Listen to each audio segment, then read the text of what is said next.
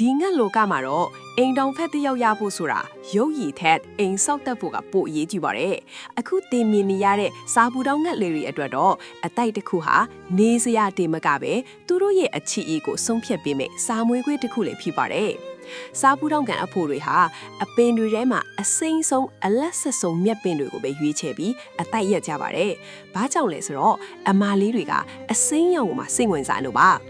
အမာလေးတွေကအတိုက်တစ်ခုပြီးတစ်ခုလိုက်စစ်ကြပါတယ်အယောင်ညိုပြီးဟောင်းနှွမ်းနေတဲ့အတိုက်ဆိုရင်တော့လွှဲ့တောင်မကြည့်ပါဘူးဒါကြောင့်တချို့အဖိုးတွေကအတိုက်ဟောင်းပေါ်မှာမျက်စိမ်းလေးတွေနဲ့လွှဲစားဖုံးအုပ်တကြပြီးမြမျက်စိရှင်နဲ့အမာလေးတွေကိုတော့လွှဲစားဖို့မလွယ်လားပါဘူး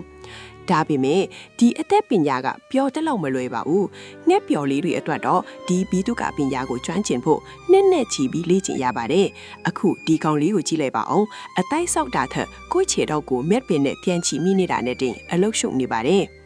ကိုဘာသာဆောက်လို့မရတဲ့အခါသူတစ်ပါးစီကပစ္စည်းခိုးဖို့ကြိုးစားပါတယ်။ဒါပေမဲ့အတက်ပညာမရှိရတော့ဘလောက်ခိုးအစင်မပြေနိုင်ပါဘူး။ကျွမ်းကျင်တဲ့အဖို့ကြီးတွေကတော့မြက်ပင်တွေကိုဘလို့ထုံဖွေရမလဲဆိုတာဒေါက်တူအထီလို့ခေါ်တဲ့အတီးကျဆုံးနီလန်းတွေကိုပိုင်ဆိုင်ထားကြပါတယ်။တဘာဝတရားရဲ့ဖန်တီးမှုတွေဟာတကယ်ကိုအံ့တော်ကောင်းပါတယ်။အခုမအောင်မြင်သေးတဲ့ငှက်ပျော်လေးလဲနောက်နှစ်တွေမှာတော့နိုင်မြစ်ပြရဲ့တယံဇာတာတွေကိုတုံးပြီးကျွမ်းကျင်တဲ့ဘီတုကပညာရှင်ကြီးဖြစ်လာမှာတည်ကြပါတယ်